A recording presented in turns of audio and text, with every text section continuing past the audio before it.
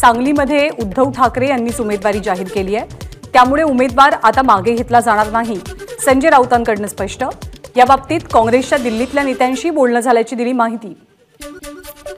महायुतीच्या उमेदवार राजश्री पाटील यांनी यवतमाळच्या केदारेश्वर मंदिरात दर्शन घेतलं। राजश्री पाटील आज मुख्यमंत्री आणि दोनही उपमुख्यमंत्र्यांच्या उपस्थितीत आपला उमेदवारी अर्ज भरतील। महायुतीच्या उमेदवाराचं नामांकन दाखल करण्यासाठी मुख्यमंत्री एकनाथ शिंदे आणि उपमुख्यमंत्री देवेंद्र फडणवीस आज यवतमाळमध्ये। राजश्री पाटील महायुतीकडून आपला अर्ज भरतील। माढ्यामध्ये धैर्यशील मोहिते पाटील भाजपला धक्का देण्याच्या तयारीत। मोहिते पाटलांनी बुधवारी सकाळी शरद पवारांची भेट घेतल्याची माहिती। संजय निरुपम यांनी दिला काँग्रेसचा राजीनामा। काँग्रेसचे अध्यक्ष मल्लिकार्जुन खरगेंना पक्षाच्या प्राथमिक सदस्यत्वाचा राजीनामा पाठवला। पक्षाविरोधात वक्तव्य केल्याप्रकरणी कालच निरुपम यांची 6 वर्षांसाठी काँग्रेसमधून हकालपट्टी झाली आहे। काँग्रेसमधून हकालपट्टी झाल्यावरती संजय निरुपम यांनी आपल्या ट्विटर बायो बदललेला आहे। कव्हर फोटोमध्ये माझा कट्टा कार्यक्रमातला एक फोटो त्यांनी शेअर केलाय। एकनाथ शिंदेंना टॅग करत मोहित कंबोज यांचा संजय निरुपम यांना विरोध करणारा एक मेसेज समाज माध्यमात व्हायरल। निरुपम यांनी मोदी आणि भाजपवर टीका केली होती। ते हिंदू विरोधी असून त्यांनी मुंबईत बीफ पार्टी आयोजित केली होती, त्यांना आपला विरोध कायम, कंबोज यांच्या पोस्टमध्ये उल्लेख। वर्धा लोकसभेसाठी विदर्भ निर्माण महामंचकडून आज आशिष इजनकर उमेदवारी अर्ज दाखल करतील। श्रीहरी अणे यांच्या नेतृत्वाखाली विदर्भवादी संघटनांनी एकत्र येत विदर्भ निर्माण महामंच स्थापन केला।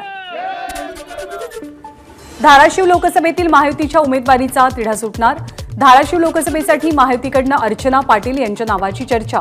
भाजपचे आमदार राणा जगजितसिंग पाटील यांच्या पत्नी अर्चना आज अजित पवार गटात प्रवेश करतील।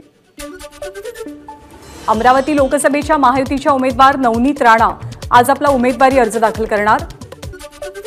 नवनीत राणा आणि रवी राणांनी हनुमानगढीवरती जात घेतलं दर्शन। उमेदवारी अर्ज दाखल करण्यापूर्वी राणांचं देवदर्शन। नवनीत राणा यांनी सकाळी अमरावतीच्या अंबादेवीचं दर्शन घेतलं, मंदिरात केली भव्य आरती।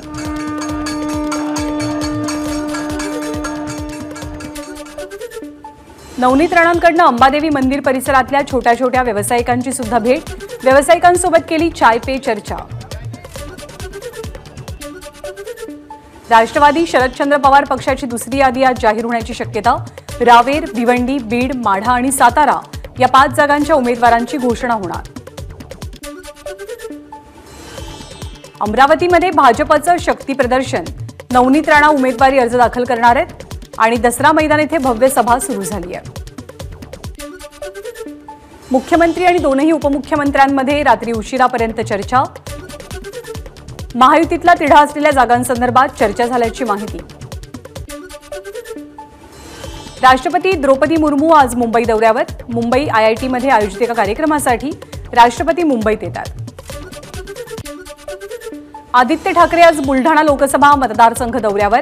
ठाकरे गटाचे उमेदवार नरेंद्र खेडेकर यांचा उमेदवारी अर्ज भरताना हजर राहणार। नाशिकमध्ये आज इंडिया आघाडीची बैठक। ठाकरे गटाचे उमेदवार राजाभाऊ वाजे यांच्या प्रचाराचं नियोजन करण्यासाठी बैठकीचं आयोजन। महाविकास आघाडी आणि नव्यानं जोडले गेलेले इंडिया आघाडीचे घटक पक्ष या बैठकीला हजर असतील।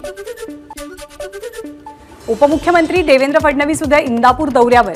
कृषी उत्पन्न बाजार समितीच्या मैदानावरती भाजपचा मेळावा। रत्नागिरी सिंधुदुर्गच्या जागावाटपावरनं शिवसेना भाजपतला तिढा कायम। जागावाटपासंदर्भात शिंदेंच्या शिवसेनेची बैठक। भाजपच्या बूथ कार्यकर्ता मेळाव्यानंतर शिवसेना शिंदे गटाची बैठक। परभणी लोकसभा मतदारसंघाचे उमेदवार संजय जाधवांची 6 कोटी 17 लाख रुपयांची स्थावर मालमत्ता। तर पत्नी क्रांती यांच्या नावावरती 4 कोटींची स्थावर आणि जंगम मालमत्ता। अजित पवार हे तुमचं कुटुंब, आम्हीच इथले उमेदवार। पवारांच्या काटेवाडीमध्ये झळकले पोस्टर्स। कुटुंबाने एकटं पाडलं पण आम्ही तुमचे कुटुंबीय। काटेवाडीकरांनी अजित पवारांवरती दाखवला विश्वास। भावना गवळींचं तिकीट नाकारल्यामुळे शिवसेनेचे समर्थक आक्रमक। नवख्या उमेदवार राजश्री पाटील यांना उमेदवारी कशी दिली, शिवसैनिकांचा सवाल। यवतमाळ वाशिम लोकसभेसाठी महायुतीकडून राजश्री पाटील यांना उमेदवारी। विद्यमान खासदार भावना गवळींची उमेदवारी डावलली गेल्यानं कार्यकर्ते आक्रमक। उमेदवार कुणीही असो, निवडणूक निवडणुकीसारखीच लढणार. 10 वर्षात केलेली विकास कामं जनतेसमोर मांडणार. श्रीकांत शिंदेंचं विधान. एकनाथ खडसे दिल्लीत भाजपच्या वरिष्ठ नेत्यांना भेटल्याबाबत आपल्याला कल्पना नाही. सुधीर मुनगंटीवारांची माहिती. शरद पवारांना विश्वासात घेऊन आणि त्यांना सोबत घेऊन खडसे जर भाजपत परत येत असतील तर त्यांचं स्वागत आहे. मुनगंटीवारांचं विधान. एबीपी माझा, उघडा डोळे बघा नीट.